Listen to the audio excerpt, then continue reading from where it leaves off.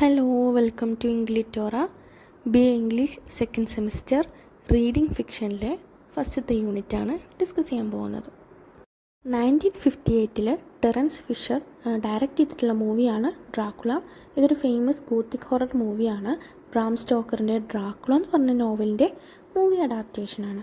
ഇതിൽ mainly fear, mystery, super natural things, death ഇങ്ങനത്തെ Gothic elements കാണാം. ക്രിസ്റ്റഫർ ലീ ആണ് കൗണ്ട് ഡ്രാക്കുളനെ അവതരിപ്പിച്ചിട്ടുള്ളത്.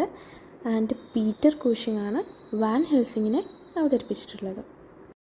ഡ്രാക്കുള ഒരു ഗോത്തിക് ജെൻറർ മൂവിയാണ്. ഗോത്തിക് ജെൻറർ കൊണ്ട് ഉദ്ദേശിക്കുന്നത് ഒരു ഹൊറർ സ്റ്റൈൽ മൂവീസൊക്കെ ഉണ്ടല്ലോ, ഇപ്പോൾ ഫിയർ, ഫ്രൈറ്റനിങ് അല്ലെങ്കിൽ ഡാർക്കായിട്ടുള്ള തീംസ് അങ്ങനെയൊക്കെ കാണിക്കുന്ന, നമ്മൾ ഹൊറർ മൂവീസ് കാണുന്നത് പോലെ അങ്ങനത്തെ തരം മൂവീസ് അല്ലെങ്കിൽ അങ്ങനത്തെ തരം ലിറ്ററേച്ചറിന് പറയുന്ന പേരാണ് ഗോത്തിക് ജെൻറർ എന്ന്. മെയിൻ ക്യാരക്ടേഴ്സ് നോക്കാം. മെയിൻ ക്യാരക്ടറായിട്ടുള്ള Count Dracula, he is the main antagonist of the film. And professor Van Helsing, he is an intelligent vampire hunter. And Jonathan Harker, who travels to Dracula's castle. And Lucy Hombard, one of Dracula's victims. Mina Hombard was also another victim targeted by Dracula. പിന്നെ പറയുന്നത് Arthur Homewood ആണ്. ഇത്രയാണ് ഇതിലെ main characters. ഇനി നമുക്ക് story summary നോക്കാം. Story തുടങ്ങുന്നത് Jonathan Harker എന്ന ഒരാൾ ഡ്രാക്കുളയുടെ കൊട്ടാരത്തിലെത്തുന്നതോടെയാണ്. പുറമേ വളരെ സൗമ്യനും ശാന്തനൊക്കെ ആയിട്ട് കാണുന്ന ഡ്രാക്കുള അങ്ങനെ ഒരാളല്ല. അദ്ദേഹം മനുഷ്യരക്തം കുടിക്കുന്ന ഒരു വാമ്പയറാണ്.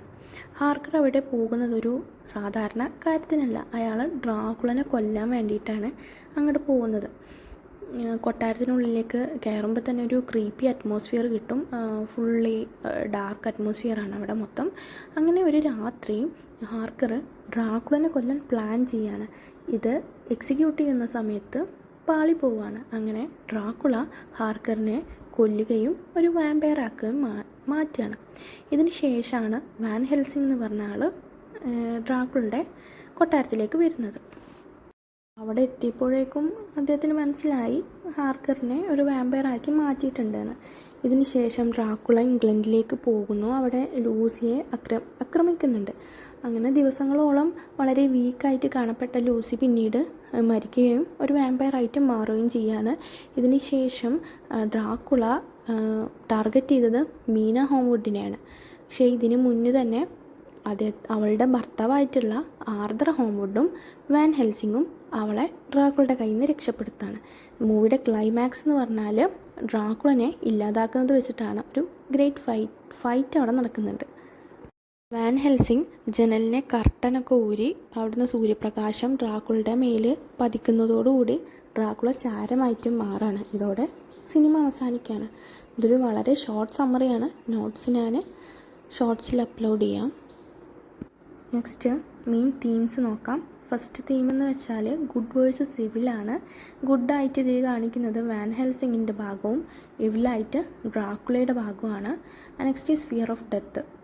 മൂവി മുഴുവനും ആളുകളെ ഡ്രാക്കുള കൊല്ലുന്നുണ്ട്, പക്ഷെ മരണത്തിന് ശേഷം അവർ വാമ്പയറായിട്ട് മാറുകയാണ്. മരണത്തിലൂടെ ഒരു സമാധാനം അവർക്ക് ലഭിക്കുന്നില്ല. Next is super natural horror. ഇതിലൂടെ സൂപ്പർ നാച്ചുറൽ എലമെൻറ്റ്സ് കാണാം. അതായത് vampire, horror atmosphere, night fights, അതൊക്കെ അതിൻ്റെ എലമെൻറ്റ്സാണ്. Next is temptation and desire. Dracula വെറും ഒരു ഭീകരനായിട്ടുള്ള ഒരാൾ മാത്രമല്ല, ആളുകളെ ആകർഷിക്കുന്ന ഒരു കഥാപാത്രം കൂടിയാണ്. അദ്ദേഹത്തിൻ്റെ ആ ഒരു ആകർഷണ ശക്തി വെച്ചിട്ട് ഇരകളെ കണ്ടുപിടിക്കുകയാണ്. അടുത്തത് ഇതിൽ റിലീജിയൻ വേഴ്സസ് എവിൽ എങ്ങനെയാണെന്ന് കാണിക്കുന്നുണ്ട്. അതായത് റിലീജിയൻ സിമ്പിൾസ് ആയിട്ടുള്ള ക്രോസസും ഹോളി ഒബ്ജക്ട്സ് ഒക്കെയാണ് ഇതിൽ ഡ്രാക്കുളനെ നശിപ്പിക്കാൻ വേണ്ടി ഉപയോഗിക്കുന്നു. ഇവിടെ കാണിക്കുന്നത് വിശ്വാസവും ഗുഡ്നെസ്സൊക്കെ എവിൽ ഫോഴ്സസിനെക്കാട്ടിലും സ്ട്രോങ്ങറാണെന്നാണ്. അപ്പോൾ ഇത്രയാണ് പാഠം. So thank you.